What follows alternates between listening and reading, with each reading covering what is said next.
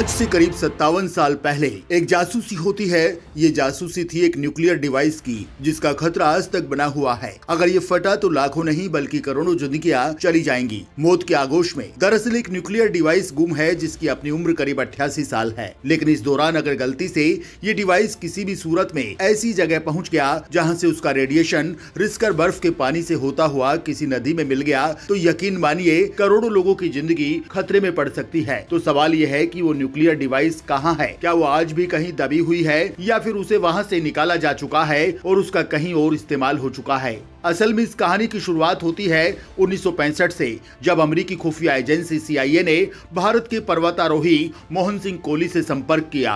ये उस वक्त की बात है जब कैप्टन कोहली अपने ग्रुप के साथ एवरेस्ट को फतेह करने की तैयारी में जुटे हुए थे। कैप्टन से नेशनल ज्योग्राफिक के फोटोग्राफर के तौर पर बैरी बिशप ने संपर्क किया और उन्होंने MS कोहली को एवरेस्ट पर चढ़ाई करने की तैयारी से रोककर इनकी सीमा के पास कंचनजंगा पर्वत पर जाने को कहा। असम में बैरी बिशप भी पर्वतारोही थे और 1963 में एवरेस्ट फतेह करने वाली अमेरिकी टीम का नेतृत्व उन्होंने किया था। और पर्वतारोही होने के नाते वो MS कोहली को अच्छी तरह से जानते भी थे, क्योंकि कैप्टन MS कोहली तब तक एवरेस्ट पर चढ़ाई करके अपना नाम दुनिया भर में शोहरत की बुलंदियों तक पहुंचा भी चुके थे। बैरी बिशप के संपर्क करने के बाद कैप्टन कोहली को कुछ अजीब लगा।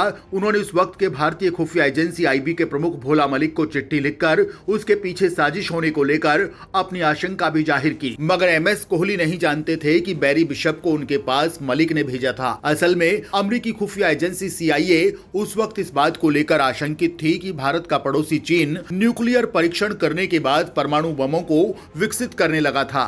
चीन ने 1964 में लोपलूर इलाके में अपना पहला न्यूक्लियर परीक्षण किया था और इस परीक्षण के बाद पूरी दुनिया और खास तौर पर अमेरिका की चिंता बढ़ गई थी। ये वो दौर था जब सैटेलाइट से किसी भी देश में झांकने की ताकत उस तरह से विकसित नहीं हुई थी जैसे आज के दौर में, जब अमेरिकी खुफिया एजेंसी ने ऐसी जगह की तलाश शुरू की जहां वो एक ऐसी डिवाइस को लगा सके जैसे जहां से चीन और उसकी तमाम हरकतों पर नजर रखी जाए।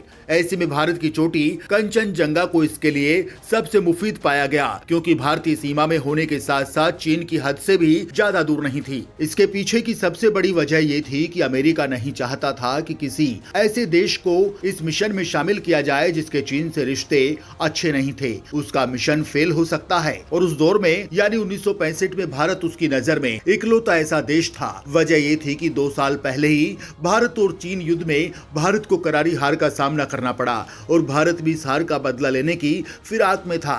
लिहाजा अमेरिका ने भारत के इस जज्बात का फायदा अपने हक में उठाने का इरादा किया और इस मिशन के लिए पर्वतारोही कैप्टन मोहन सिंह कोहली को चुन लिया गया। साथियों, इस मिशन के पीछे का असली मकसद भी बता दिया गया और फिर कैप्टन कोहली के साथ एक टीम बनाई गई और उन्हें ट्रेनिंग के लिए बाकायदा अमेरिका ले जाया गया। लेकिन अपनी तैयारी के अंतिम दौर के दौरान कैप्टन कोहली को पता चला कि जिस डिवाइस को कंचनजंगा की चोटी तक ले जाने की बात की जा रही है वो असल में काफी वजनी है। ऐसे में चोटी तक पहुंचना किसी भी सूरत में मुमकिन नहीं है, क्योंकि कंचनजंगा की चढ़ाई के दौरान पर्वतारोहियों को बर्फीले तूफान का सामना भी करना पड़ सकता है। लिहाजा कैप्टन कोहली ने तब अपने अफसरों को किसी दूसरी पर्वत चोटी का चुनाव करने का सुझाव दिया।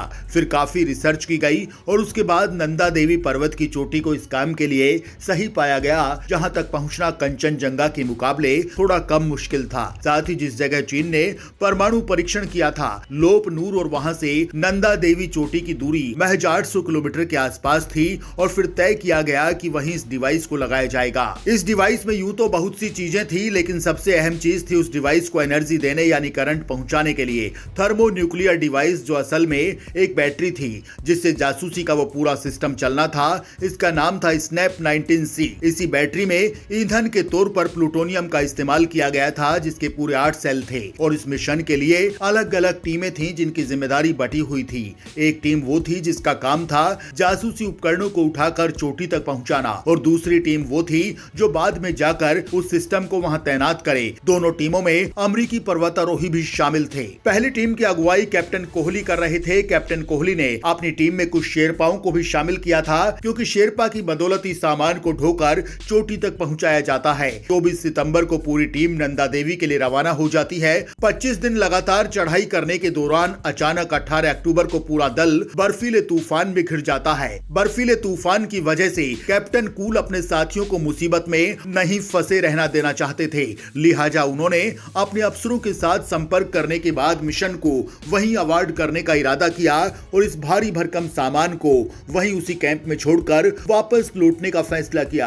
अफसरों से हरी झंडी मिलने के बाद ही कैंप पर चट्टानों में दरारों की तलाश करके सारा सामान और डिवाइस वगैरह को वहीं पास में रख दिया गया और अक्टूबर के आखिर तक सारा दल वापस लौट आया। अगले साल यानी मई 1966 को एक बार फिर इस दल ने नंदा देवी की चढ़ाई करने का इरादा किया और साफ मौसम का फायदा उठाकर पूरी टीम वक्त से पहले उस जगह पर फिर से पहुंच जाती है जहां उन लोगों ने अपनी न्यूक्लियर डिवाइस को छुपा कर रखा था। मगर वहां पहुंचकर जब उन्होंने मंजर देखा तो पूरी टीम के होश उड़ गए, क्योंकि वो पूरा इलाका बदल चुका था, सब कुछ उजड़ चुका था, सारा सामान गायब था। न्यूक्लियर डिवाइस के साथ साथ वो बैटरी और सामान लापता हो चुका था। वहां टीम को कुछ नहीं मिला। इस खबर को पहाड़ की चोटी से उतरकर दिल्ली और फिर वाशिंगटन पहुंचाने में ज्यादा वक्त नहीं लगा।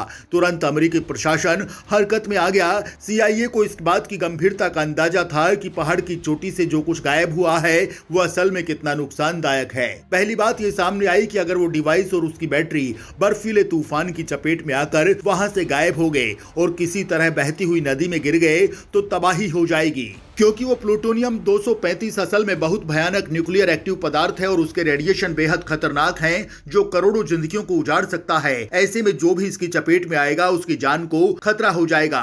अगर वो नदी में मिल गया तो नदी के इर्द गिर्द रहने वाले लोगों की जिंदगी को खतरा हो सकता है। और जिस जगह से बैटरी गायब हुई थी उसी पर्वत चोटी के नीचे से गंगा नदी बहती है। जाहिर है गंगा में उसका शामिल होने का मतलब है करोड़ों लोगों की जिंदगी को खतरा होना। दोस्तों, जाहिर सी बात है कि इस खबर के सामने आने के बाद भारत अब किसी न्यूक्लियर हादसे के मुहाने पर जाकर खड़ा हो गया था। तभी तय पाया गया कि किसी भी सूरत में इस डिवाइस को दोबारा ढूंढना जरूरी है। ऐसे में इस डिवाइस की तलाश के लिए कई टीमें तैयार की गई और इसी बीच CIA ने अलग से एक मिशन बनाया और दूसरी डिवाइस ले जाकर उस चोटी के ऊपर चीन पर नजर रखने के लिए फिट कर दिया, ताकि उनका एक मकसद पूरा हो जाए। इसके बाद कई कोशिशें की गई, लेकिन 57 साल बाद भी वो लापता डिवाइस किसी भी मिशन को नहीं मिली। ऐसे में सवाल है कि क्या आज भी वो डिवाइस नंदा देवी की पहाड़ी की किसी दरार में पड़ी सांस ले रही है, या फिर वो सरक कर दरारों से गुजरते हुए किसी ग्लेशियर में शामिल हो गया।